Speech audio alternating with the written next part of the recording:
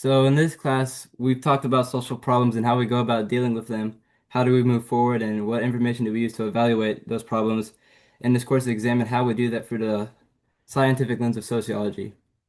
So for this interview project, I will discuss with my interviewee the problem of poverty, and I'll let my participant begin by introducing themselves and their connection to the social problem of poverty.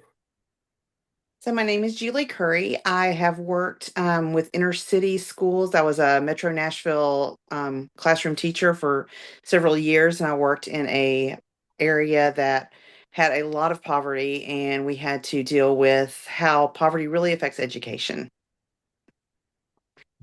All right, thank you. And is there like anything personally that makes this issue concerning to you?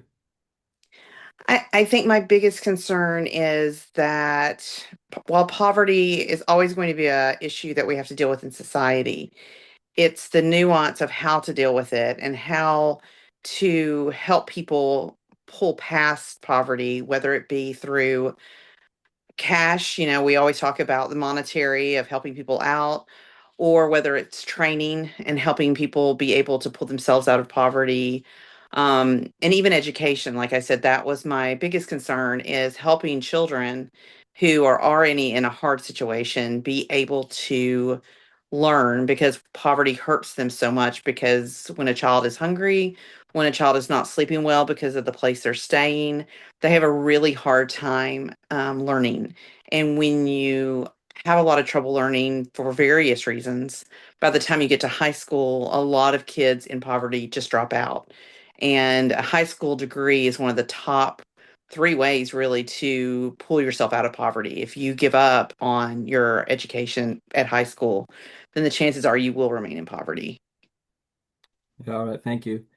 And so one of our prompts was you already shared your connection to it in the school system, how it affects kids and what goes on with that. But where do you get your information about your social problems and like what you've experienced with that? So a lot of times I would say a lot of the experience is, of course, working in schools and seeing it for myself.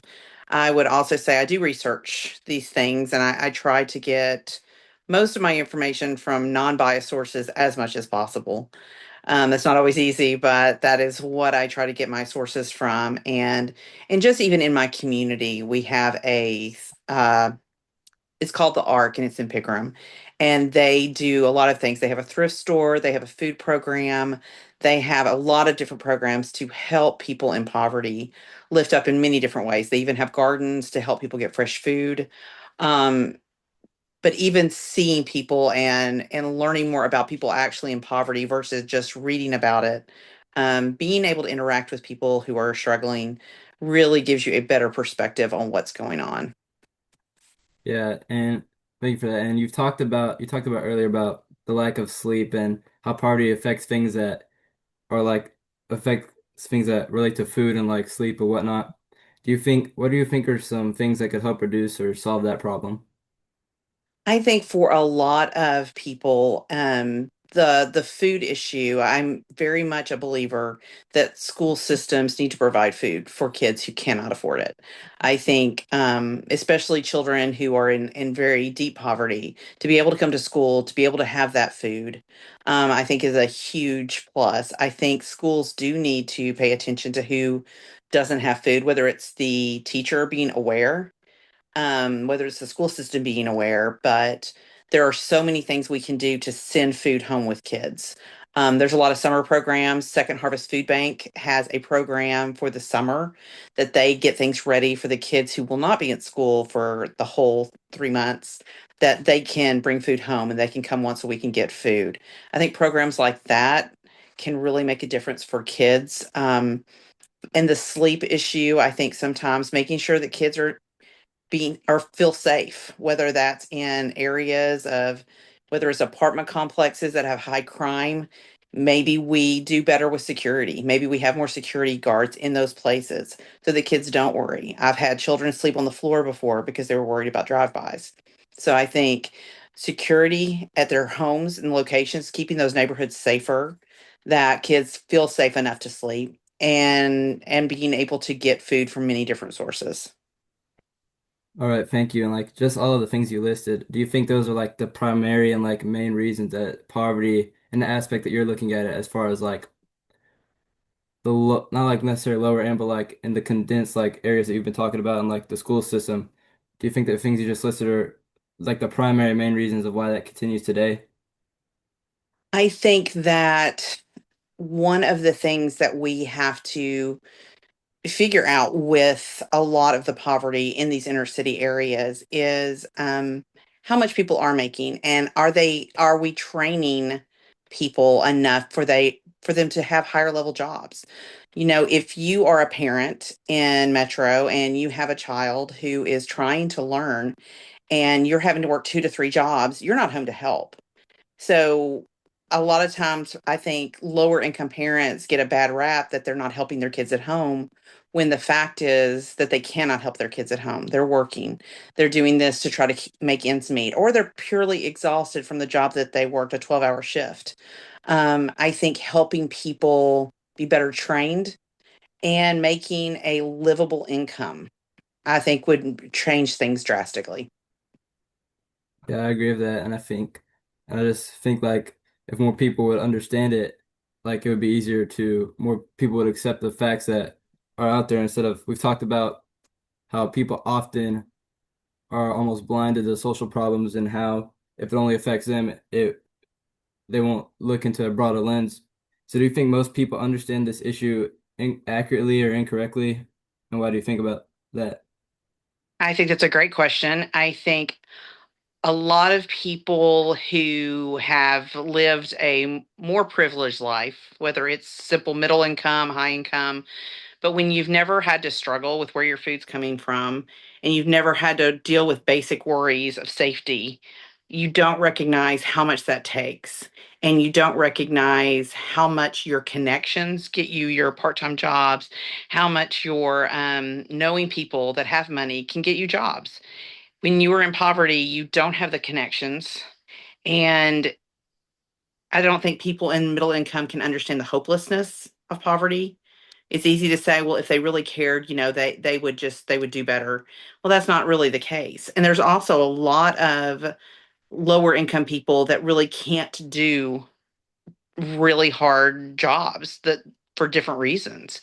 And I think it makes us feel a lack of compassion for those in poverty because we haven't seen it, we don't know it.